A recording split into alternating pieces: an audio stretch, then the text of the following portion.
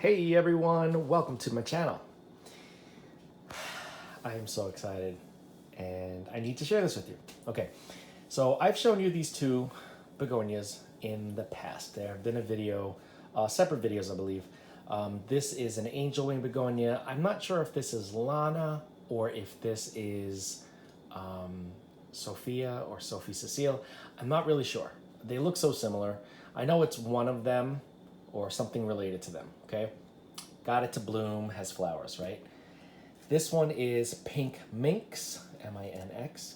Beautiful, beautiful pink, silvery foliage, really pretty pink flowers. Typical, flowers that hang for angel wing cane begonias. So what I did was I started making my own crosses because I love these leaves. I love the shape of these leaves. I love the color of these leaves and the pattern, right? I love the shape of these leaves, which is similar, but I also love the fragrance of these flowers. These flowers almost have it's a mix between like honeysuckle and lilac with a little bit of rose. So I like those fragrances, okay? And so I took some pollen from my pink minx, from the male flowers, put it on the female flowers of this beauty, and we have some seed pods. That's right, we've got seed pods developing. I'm very excited. As you can see, I pollinated a whole bunch of these just because I wasn't sure if it was going to take. One thing that's weird about the pollen that at least the pollen indoors in my environment, it's not powdery. The pollen isn't powdery, so I couldn't really tell, is it mature pollen, is it ready? So what I did was, I did it a couple of days in a row.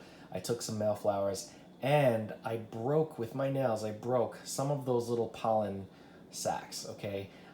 It still wasn't powdery, but doesn't matter. I took the pollen sacs, kind of broke it with my nail, then I took the male flower and I pollinated as best I could all the female flowers, and it worked. So I am very excited to see the combinations that come out from these seed pods. If you are planning on doing the same sort of thing, a word of advice, I kept getting excited because I've tried this a couple of times, but I kept getting excited and I'm like, oh, look, these female flowers are still on, maybe it took. And what would happen is then that whole flower would just fall off. So from what I've noticed, when you know that it's taken and it's been pollinated, the flowers will stay on and the petals and the stigma, or stigmas, it looks like there are multiple in there, will dry up. But you'll start to notice that the ovaries will start to get larger. You can see how they're bulging out. This is one that has not been pollinated.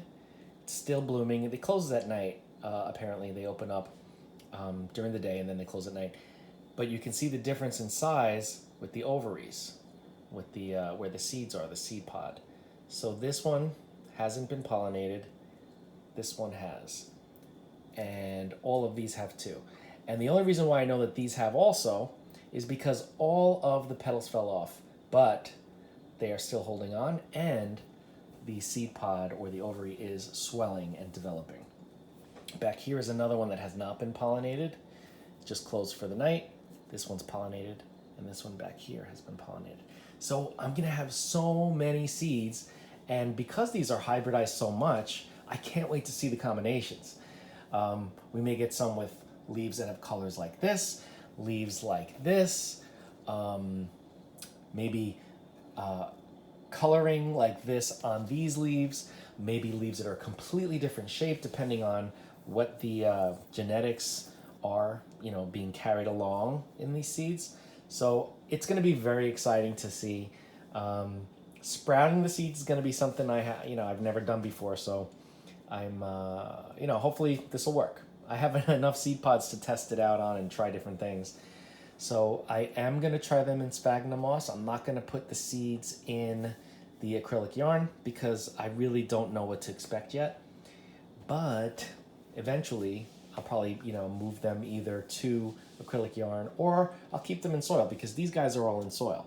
My angel wing begonias kept in small pots in soil do fine, as long as I let them dry out. These guys have a reservoir.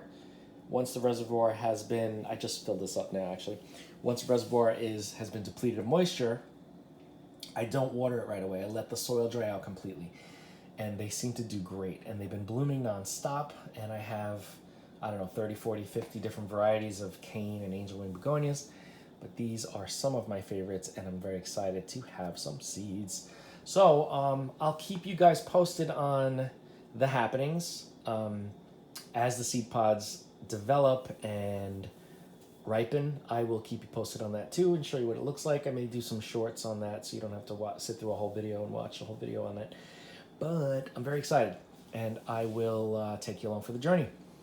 So if you have any questions about angel wing or cane begonias, about either of these two begonias, about specifics on how I pollinated, which is really easy, it's pretty much what I said, but if you have any other questions, just reach out and we will talk about it.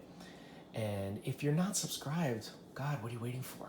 It's time to do it. Like, comment, share, subscribe, hit that bell if you want to be notified, and I will see you in the next video and when these are ready.